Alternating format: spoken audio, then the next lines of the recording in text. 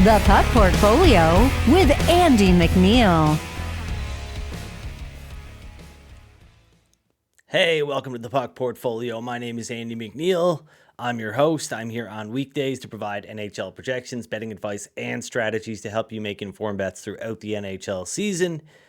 It is Thursday, February 22nd. This show is sponsored by NorthStar Bets. You can check out NorthStar Bets via the link in the description below. Great odds on the next day's NHL games, a whole lot of NHL markets to explore and bet into, so check them out, like I said, via the link in the description below. Tough night last night, just a small play on the Arizona Coyotes. Did not get the job done. Fell behind 3-0 in the first period. Ultimately lost the game 6-3, despite getting back within a goal. And yeah, that one went by the wayside. Austin Matthews did his thing, and he became the fastest U.S.-born player to reach 50 goals in NHL history on Wednesday. And yeah, he added another goal, 51 for good measure. Maple Leafs 6-3 win over the Coyotes. Like I said, the 26-year-old has scored 37 goals in his last 33 games, scoring at least one goal in all but 9 games during that stretch. So backing Matthews to score an anytime goal has been a profitable strategy, to say the least. In fact, betting $100 on Matthews to score a goal in every game since the start of December would have netted a better and impressive $1,125. However, despite the fact that Matthews scored 14 goals in his first 21 games, he only actually scored in 7 out of those 21 games, and that cost a $100 better $777. So betting Matthews at $100 a pop to score an anytime goal this season has totaled $348 of profit. So I keep hearing people say that Austin Matthews is the best bet in the NHL right now, and yeah, right now he is one of the best bets in the NHL, but don't act like you can just set an arbitrary date for when that started. If we go back to the start of the season and look at all 54 games that he's played in, 3.5 units. Not that great. There are plenty of better bets out there, and I think maybe it's one of the laziest best bets in the NHL. I don't know. But yeah, if you want to bet Matthews to score an anytime goal each and every night, you're going to be paying a premium down the stretch. We've seen his prices obviously take a rise, and now you're going to be laying chalk more often than not. They're in action against the Vegas Golden Knights. And we learned on Wednesday that Vegas Golden Knights captain Mark Stone is going to be out for a while. So this is a big loss for the Vegas Golden Knights, obviously, and naturally the odds have moved in favor of the Toronto Maple Leafs. So let's just pull the updated projections up on the screen. No added play on this one. I guess you could take a little bit of Vegas if you wanted to shop around, but full disclosure, I'm not going to be doing that. Not so confident in this projection here with both Jack Eichel and Mark Stone out of the lineup. So yeah, would expect a fairly tightly contested game here. There were times last night where it looks like the Maple Leafs maybe weren't fully engaged in their game versus the Arizona Coyotes. So yeah, we'll see what happens on Thursday in Vegas, but things just got a lot easier for the Maple Leafs with Mark Stone being ruled out for this one and for the foreseeable future. Capitals and Lightning, they're going to go head-to-head tonight, and I'd caution bettors against backing the Lightning here. I don't think the Capitals are a good bet necessarily, but Tampa Bay's price is inflated. Both teams rank among the bottom 5 in goals against over the last 30 days. So I think this is an underdog or nothing spot. For me, it's nothing.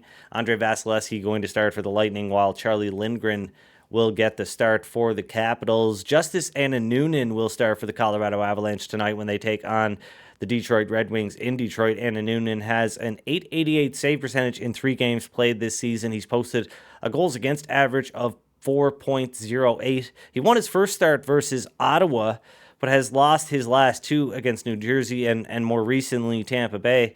The Avalanche haven't really helped him out, though, allowing 40, 30, and 37 shots in those 3 games, respectively. And through the lens of Evolving Hockey's expected goals model, Anna Noonan has performed about as well as you would expect an average goaltender to perform in those situations. But for me, it's Red Wings or nothing here. Hopefully you were able to get down at plus 125 or plus 120. I talked about it on Wednesday's show, how the plus 120 price point wasn't good enough for me, but with the change in goal from Georgiev to Anna Noonan, I'm sure some of you assume that there would be a change in the projection in favor of the Red Wings, and that is the case here. Detroit's still an underdog, but plus 108 here now, not plus 120. So no action for me on the Red Wings officially, but yeah, Detroit or nothing. Charlie McAvoy had a goal that was the OT winner, an assist, 3 shots, 2 blocks, 5 hits on the night.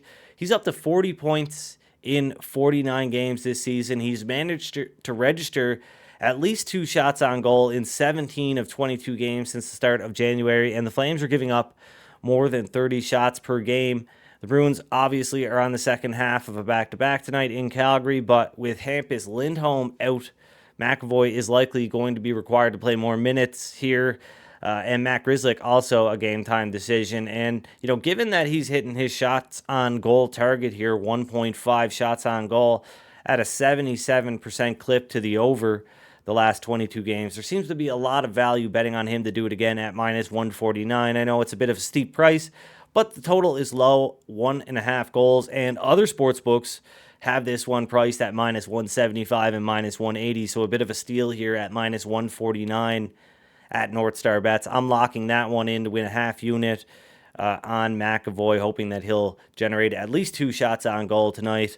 Of course, Jacob Markstrom is in goal for the Red Wings, and we'll likely see Linus Ullmark in goal for the Boston Bruins after Jeremy Swayman got the overtime victory against the Oilers on Wednesday. Another player prop that I'm interested in, but I'm not going to act on right now, is has to do with the Rangers game. Now, with Artemi Panarin questionable heading into Thursday's matchup with the Devils, I'm looking at Rangers forward Alexis Lafreniere to light the lamp. In his last 10 games, Lafreniere ranks 3rd on the team in shot attempts per 60 minutes behind Chris Kreider and Panarin, and 2nd in expected goals per 60 minutes behind Kreider. New Jersey ranks 20th in shots against per 60 minutes this season. And while their ability to generate shots has definitely improved since Jack Hughes has returned to action, their shot suppression really hasn't. So nothing really improving on the defensive side of things. And Laff has been shooting the puck a lot lately. He's registered 27 shots in his last 10 games and should move up into Panarin's spot on the first power play unit if the bread man can't go. If that happens, I'm going to look to make a small bet on Lafreniere to score an anytime goal at plus 235. But like I said, we're not going to know right away if that is going to be an angle I'm going to shoot or not, because the Rangers don't have a morning skate today. We won't know if Panarin will be in the lineup until warm-ups likely. So going to have to wait and see on that one. But at plus 235 to score an anytime goal, I do like that pick if Panarin can't go tonight and Laff gets to move up into his spot, gets a little more ice time, gets to play with some better players. But regardless, he should still be in the mix to score a goal or at least generate some shots against the Devils on Thursday. And yeah, that's pretty much it for me. I'm going to be back on Friday, of course. We're going to look ahead to Saturday's NHL odds, putting everything into Friday's show, hoping to find some value. It was a tough week. I mean, I feel I've done a good job of projecting where the lines are going to be.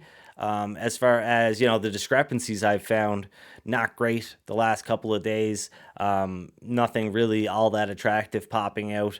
Got a bet on the Vancouver Canucks at minus 118 from Wednesday's show, hoping that they'll beat the Seattle Kraken. That one is to win a unit. I still like the Vancouver Canucks up to minus 125. I think that line should be around minus 137, assuming Thatcher Demko is in goal. And I've also got a small play on the St. Louis Blues, which has moved in the opposite direction now. You can get a better price on the Blues, so definitely some more love for the Isles out there than I thought there would be. And maybe I should have saw that coming, because this market seems to love losing money on the New York Islanders.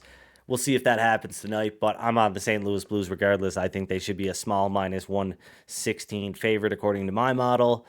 Like I said, elsewhere, not a whole lot going on. Looking ahead to Friday's NHL odds, the only one that stands out right away is the Buffalo Sabres. My model thinks they should be minus 152 as long as UPL is in goal. That's Ukko-Pekka Luukkonen. He's been great for the Sabres, got another win against the Canadiens. I was worried that Dustin Tokarski might start that game for the Buffalo Sabres against the Montreal Canadiens. That's why I didn't act on betting Buffalo at minus 115 when they first opened, kicking myself in the ass for not doing that. And so I'm certainly not going to, possibly make a mistake here and get the backup goalie against the Columbus Blue Jackets, because the Blue Jackets are a team that you probably could skate past with the backup if you're the Buffalo Sabres, but I wouldn't necessarily want to bet on them at the current odds if that is the case. But some value on the Sabres with the look-ahead odds nonetheless. But yeah, I'll be back on Friday. We'll be breaking down all of Saturday's NHL games, looking ahead,